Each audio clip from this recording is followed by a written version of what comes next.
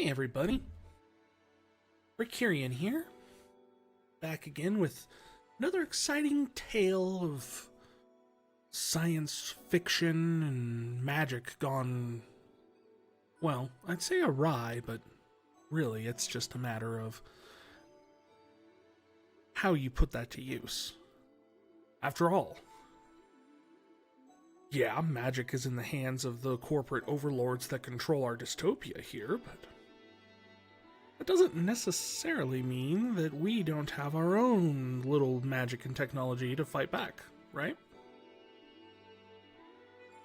So yeah, we're back with more Shadowrun tonight.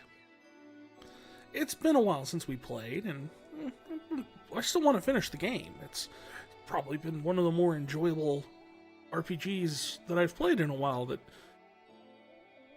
takes my favorite tabletop role-playing game from when I was a kid and turns it into something modern and enjoyable. At least it's a better attempt than what Microsoft did after they acquired Bassa Studios and tried to make a arena shooter out of it. Essentially, they tried to take Shadowrun and make it into Quake, which, don't make it wrong, I mean, it was fine. It's just not what I would have done with the property, and I guess a lot of people agreed because no one ever bought the FASA or the FPS arena shooter one. Though I don't understand, it does have its fans, which I don't necessarily sit there and I'm not going to tell them they're wrong. Perfectly reasonable to enjoy it. It's just, why would you? It just seemed like an odd fit. Like, why would you take an RPG, a tabletop RPG property, and be like, you know what this needs? Let's turn it into a Quake knockoff. I mean, can you imagine doing that with D&D?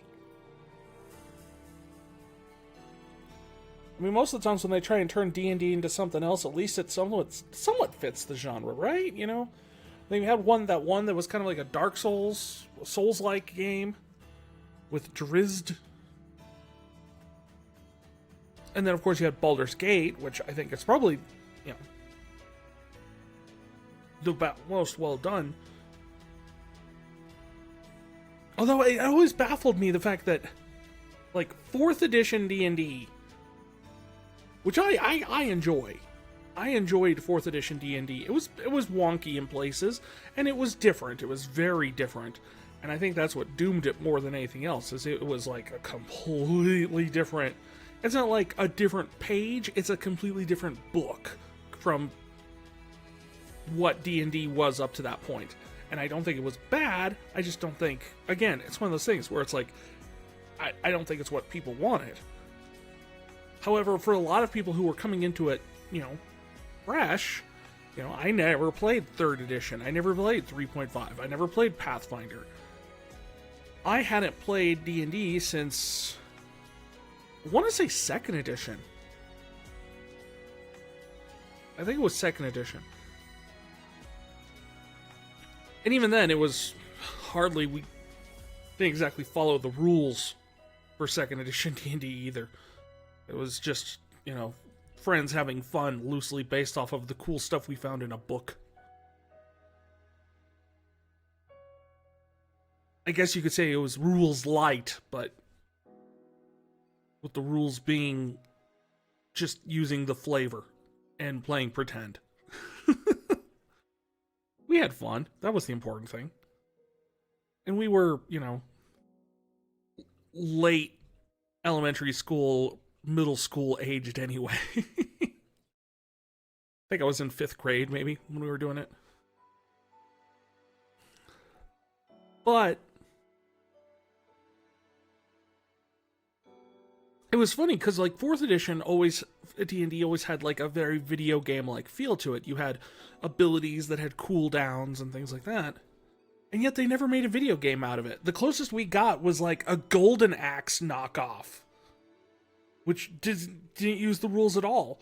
But I could see something like a Baldur's Gate game. They used the 4th edition rules, and it would be amazing. In fact, so much so that for a while I was experimenting with trying to make a plugin for RPG Maker that allowed you to use the 4th edition rules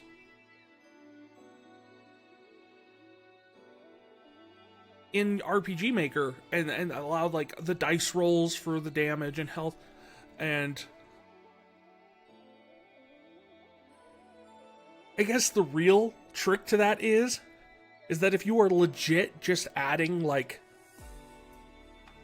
a d20 plus 5 to your attack roll and hoping to hit enemies, like the actual like statistics on that feels very unfair to the player when you actually play tested it.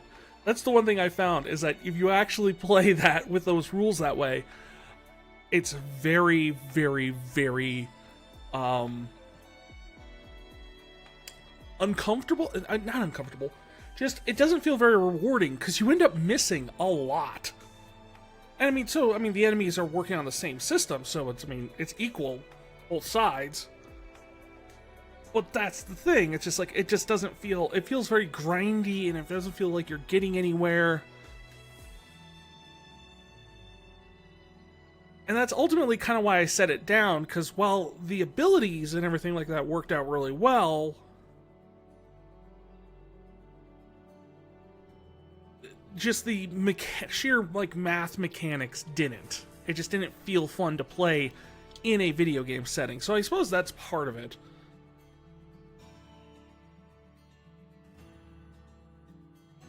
To the point where I'm kind of wondering how they got around that in Baldur's Gate. I'm wondering if there's some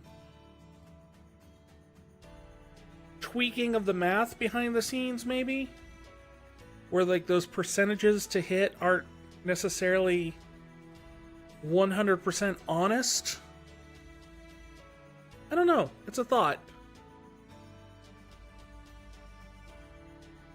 I mean, a lot of the times that's what a lot of games do. Like, you'll be told, like, there's this much of a chance to hit, and that number is, quite honestly, it's a lie. It is. It's there to give the players an idea of, like, this, but that's not actually how it gets calculated and behind the scenes and all this stuff. And it's impossible to know because that's always a highly guarded secret, etc. But yeah, no, that's...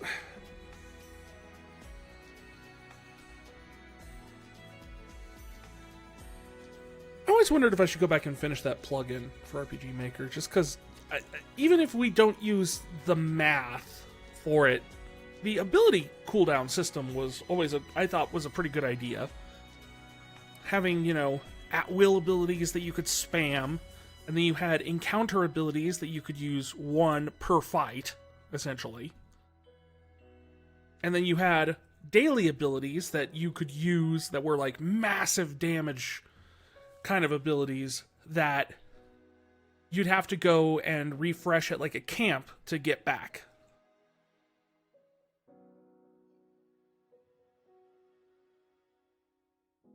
I don't know. I thought it was a kind of an interesting system, and I thought I still think there's potential there. I mean, heck, there's even some of that you could see borrowed in like Baldur's Gate. There's a lot in Baldur's Gate where I'm just sitting there going, this isn't how it works in 5th edition, but this seems like a lot closer to how it works in 4th edition. It's actually kind of funny how many people, like, so many complaints about, like, 5th edition should do this. Yeah, you know what did that really well? 4th edition. That everyone hated. Go fig. Grass is always greener, I guess. I don't think... And that was the one thing I noticed a lot with the 2024 rules of D&D, was the fact that there's a lot more that feel like, okay, the original 2014 rules of 5th edition were very much, we need to do everything we can to not be the 4th edition rules. And I think by 2024, they're realizing, you know, not everything in that should have been scrapped. Like, Don't throw it all out. There was some good stuff in 4th edition that we could use. And I guess they agreed, because they brought back a lot of things. Why are we talking about D&D when we're playing I don't know. I've got 6 editions of Shadowrun books sitting over my shelf. You think I could be talking more about those, but...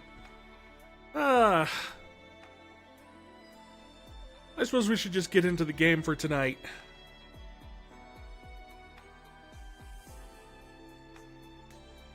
Let's take a look, huh?